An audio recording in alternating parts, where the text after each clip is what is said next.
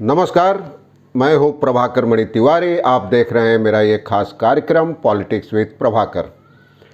क्या पश्चिम बंगाल की मुख्यमंत्री ममता बनर्जी 2024 में होने वाले लोकसभा चुनाव में प्रधानमंत्री की कुर्सी के लिए विपक्ष का चेहरा बन सकती हैं? आज चर्चा करूंगा इसी सवाल पे। खासकर 21 जुलाई को शहीद रैली में जो भाषण दिया था उसके बाद अब वो सोमवार को दिल्ली जा रही हैं, जहां तमाम विपक्षी राजनीतिक दलों के नेताओं से मुलाकात होगी। प्रधानमंत्री नरेंद्र मोदी से भी उनकी मुलाकात होगी।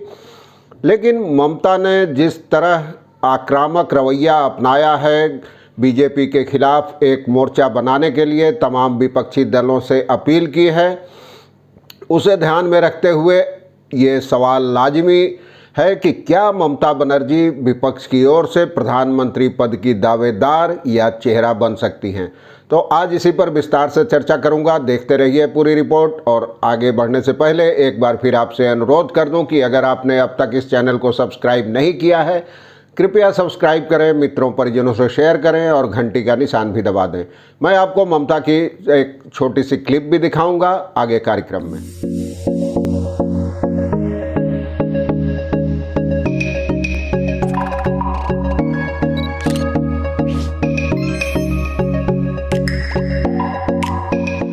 तो लाख टके का सवाल, क्या ममता बनर्जी प्रधानमंत्री पद के लिए विपक्ष का चेहरा बनेंगी? हालांकि उन्होंने अपने भाषण में साफ कहा कि वे एक कार्यकर्ता के तौर पर काम करेंगी और जो वरिष्ठ नेता हैं उनके आदेशों का पालन करेंगी। लेकिन उसके बाद ही इस बात की अटकलें तेज हो गई है कि क्या 2024 के लोकसभा चुनाव में ममता बनर्जी संयुक्त विपक्ष का चेहरा बन सकती हैं। खुद को कार्यकर्ता बताने वाले उनके बयान के बाद भी प्रधानमंत्री पद के लिए उनकी दावेदारी को राजनीतिक विशेषज्ञ हल्के में नहीं ले रहे हैं। इसकी वजह, सबसे बड़ी वजह उनका शहीद रैली में दिया गया भाषण है। बुधवार को अपने वर्चुअल संबोधन में ममता बनर्जी ने कहा, मैं नहीं जानती 2024 में क्या होगा, लेकिन इसके लिए अभी से तैयारियां करनी होगी। हम जितना समय नष्ट करेंगे उतनी ही देरी होगी। बीजेपी के खिलाफ तमाम दलों को एक नया मोर्चा बनाना होगा आपस में मिलकर।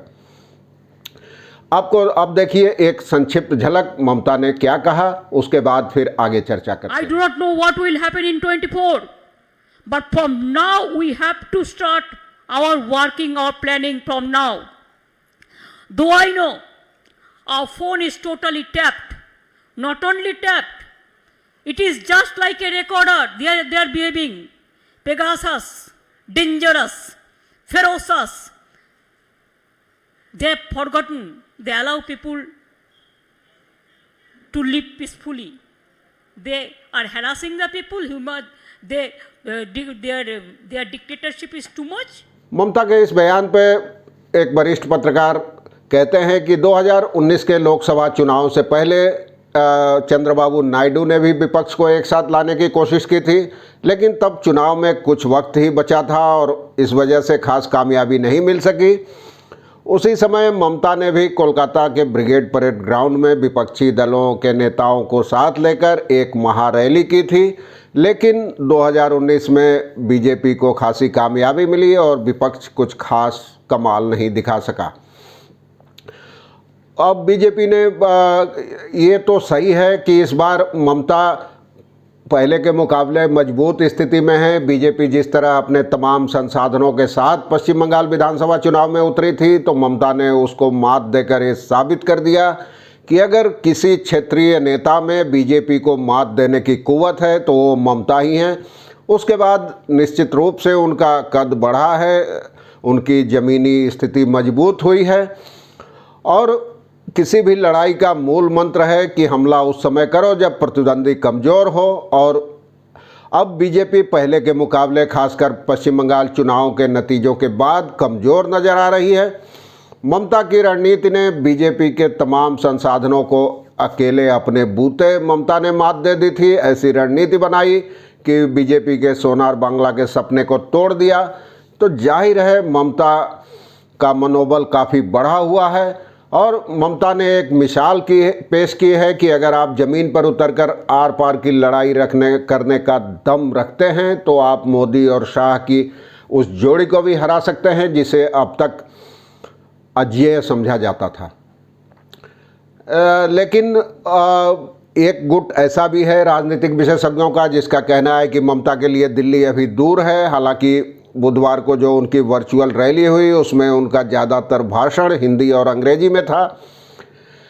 इसमें शक नहीं है कि वो विपक्ष को एकजुट करना चाहती है। ममता ने अपने इरादे जता दिए हैं, लेकिन वो ऐसा कर पाएंगी या नहीं, इस पर अभी कई सवाल हैं। इसलिए इस गुट का मानना है कि फिलहाल ममता को प्रधानमंत्री पद के दावेदार के तौर पर देखना जल्दबाजी होगी। एक वरिष्ठ पत्रकार बताते हैं कि ममता विपक्ष में कैसे किसको इकट्ठा करेंगी, कौन नेतृत्व करेगा, इन सवालों का जवाब मिलना अभी बाकी है। इनके बाद ही स्थिति कुछ साफ हो जाएगी।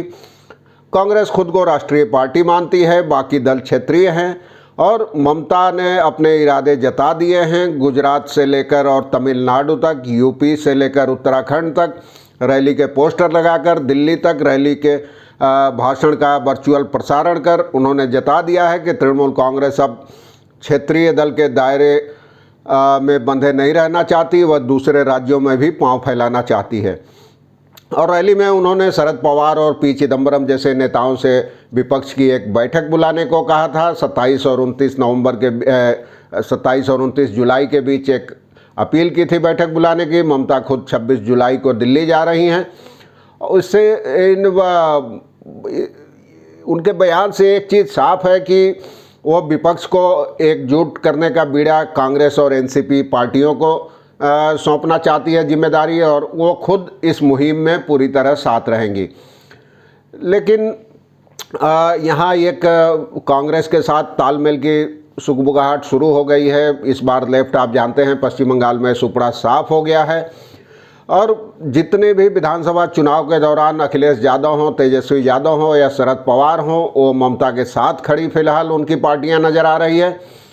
और अब ममता इसी ताकत के जरिए एक आगे बढ़ाना चाहती है इस मुहिम को, और उन्होंने कहा है कि पूरे हर राज्य में खेला होगा। पश्चिम बंगाल में हमने खेला दिखा दिया, अब अगला खेला 2024 के लोकसभा चुनाव में दिखाएंगे।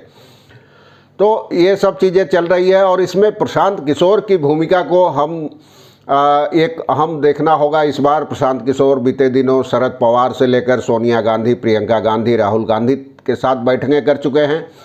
ममता के दिल्ली दौरे से पहले भी प्रशांत किशोर दिल्ली में हैं और इसकी ज़मीन तैयार कर रहे हैं अभिषेक बनर्जी के साथ, यशवंत सिन्हा के साथ।